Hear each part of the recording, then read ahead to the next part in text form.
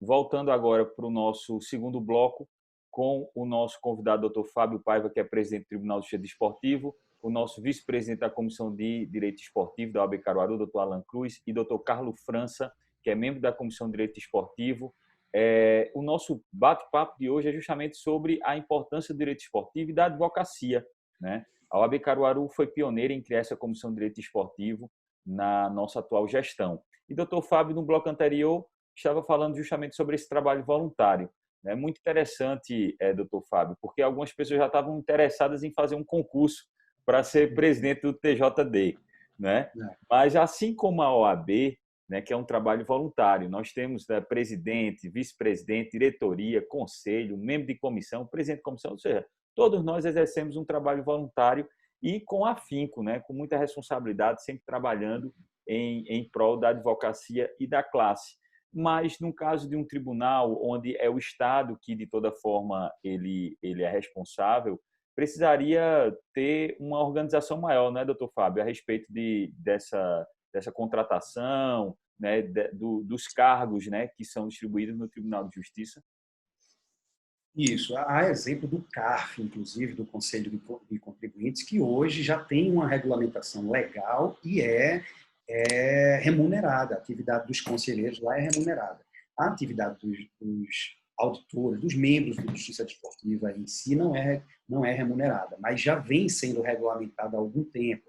De 10 anos para cá, a normatização da justiça desportiva tem crescido muito mais, assim, atribuindo responsabilidade, e conferindo, cada vez mais embutindo na justiça desportiva princípios e regras do Poder Judiciário. Então, não se engane, apesar de não ter a roupagem, talvez responda a pergunta mais concretamente do Dr. Alan, talvez que nós não tenhamos o suporte do Poder Judiciário, mas nós obedecemos ritos, processos, garantias, todo do judiciário. Então, os princípios, o julgamento que é feito num tribunal de justiça, ele é um julgamento igual a qualquer outro que Vossa Excelência estão acostumados a ir num tribunal, numa corte, com sustentação oral, com réplica, com defesa, com testemunha, Celeridade.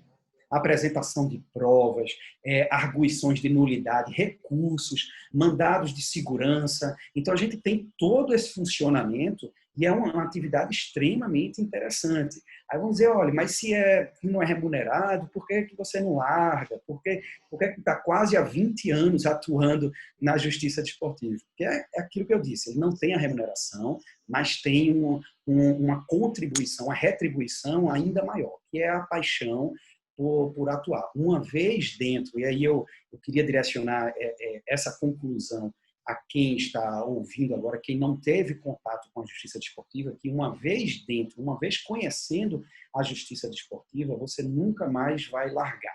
Você vai se apaixonar para o resto da vida, porque aquilo que você estuda na faculdade durante 5 anos, aquilo que você estuda para concurso, aquilo que você estuda tudo, é muito legal. Mas na aplicação concreta, às vezes você é obrigado a fazer por ofício, porque tem que defender aquele seu cliente, porque tem.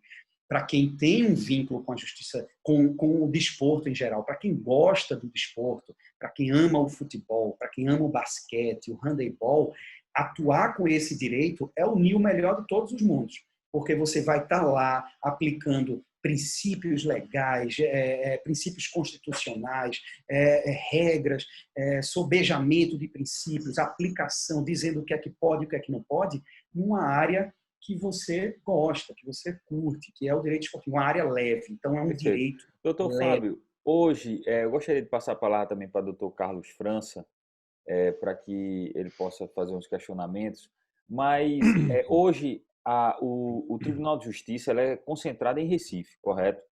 Isso. Então, assim, seria interessante haver essa distribuição, interiorizar o Tribunal de Justiça Desportivo, né, nas cidades maiores como Caruaru, ter uma sucursal, ter uma câmara aqui, ou em Petrolina também, né, para distribuir como hoje funciona a Justiça Estadual, por exemplo, que nós temos uma câmara regional aqui em nossa cidade. Seria importantíssimo.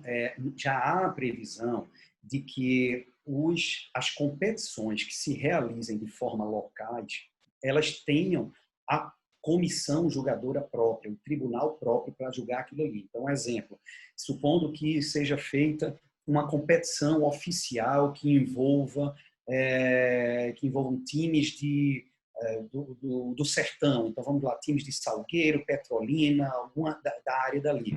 Então, há uma previsão de criação de uma comissão especial para julgar esse tipo de competição. O que acontece hoje? Por que a concentração em Recife? Porque o tribunal está vinculado à entidade organizadora.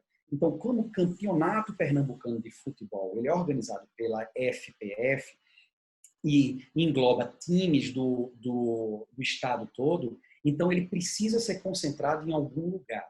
Então, a sede do tribunal é em Recife. Isso não impediria de que houvesse uma sucursal. Só que para garantir o juízo natural, que os mesmos clubes fossem julgados pelos próprios, teria que esse julgamento passar pelos mesmos julgadores. Existiria uma possibilidade de se criar uma comissão, porque o tribunal ele tem primeiro grau e o segundo grau. O tribunal pleno ele é aqui em Recife fixo. E, além do tribunal, nós temos a primeira instância, que é composta hoje de 3 comissões disciplinares. Nada impediria de que uma dessas comissões disciplinares, por exemplo, fosse instalada no interior.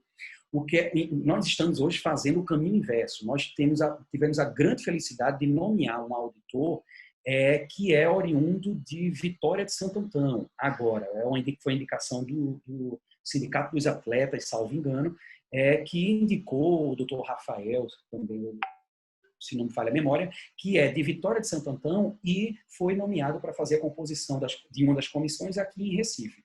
Não impediria que fosse para lá. O que precisaria mais era uma representatividade.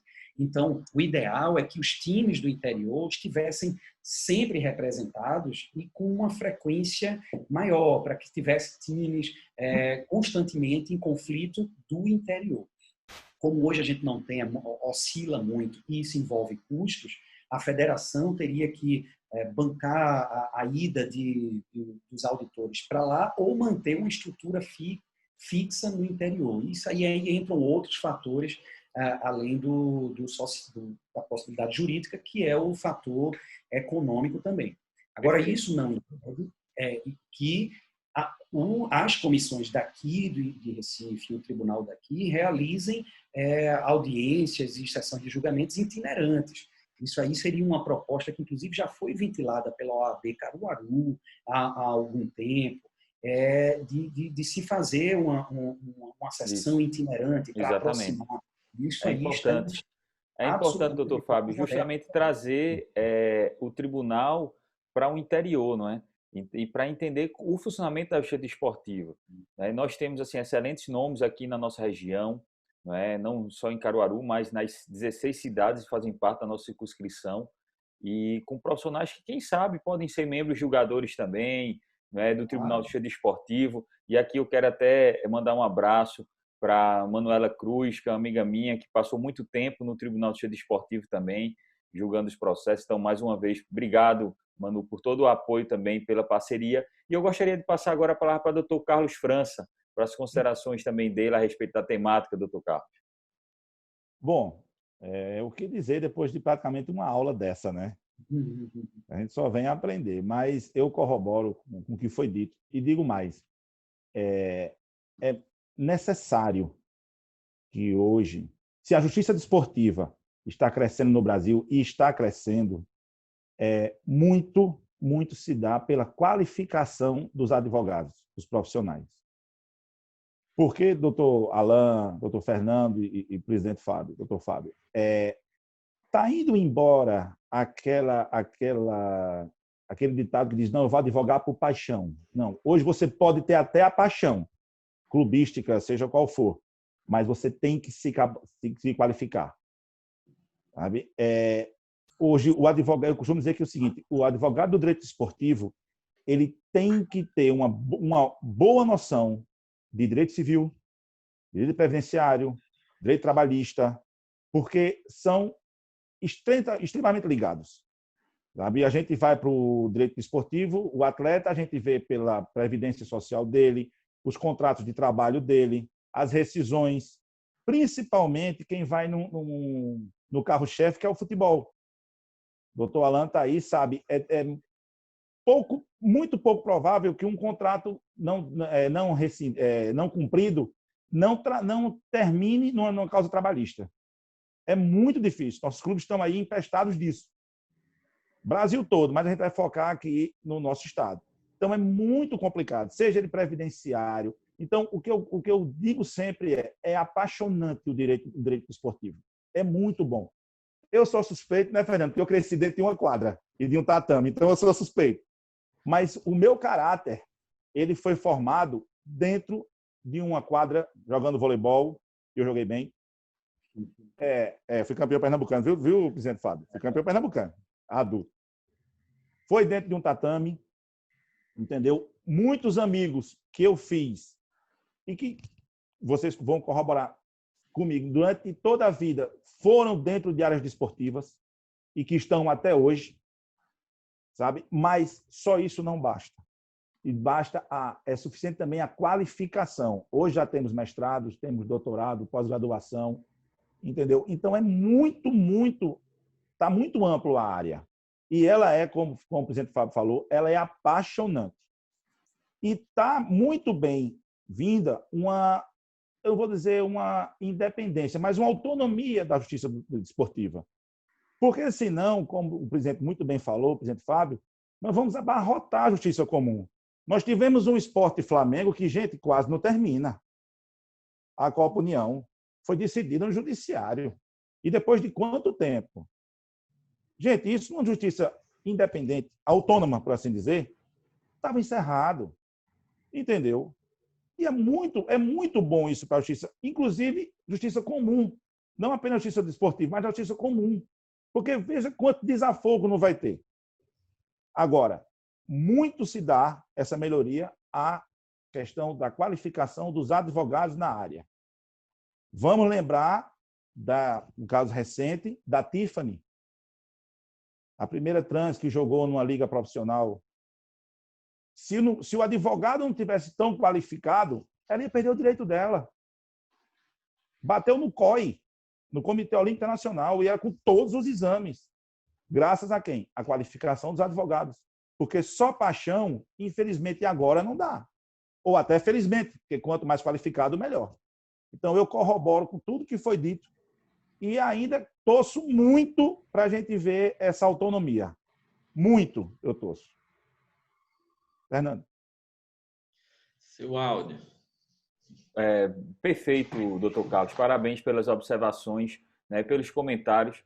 Seu testemunho da sua trajetória também muito ligado ao direito esportivo, né, e você não é apenas um estudioso do direito esportivo, mas também vivencia a prática esportiva, né? Isso torna ainda mais prazeroso, né? E essa situação da atualização jurídica dos advogados é de grande importância, até também para facilitar o trabalho do próprio Tribunal de Justiça Desportivo, né, com excelentes profissionais onde vão trazer teses, né, bem fundamentadas para garantir o direito daqueles atletas. Eu gostaria só de fazer um intervalo rápido nesse segundo bloco e vamos para o terceiro e último bloco com o nosso presidente vice-presidente da Comissão de Direito Esportivo, Dr. Alan Cruz, nosso membro da Comissão de Direito Esportivo, Dr. Carlos França, e Dr. Fábio, presidente do Tribunal de Justiça Desportivo do Estado de Pernambuco.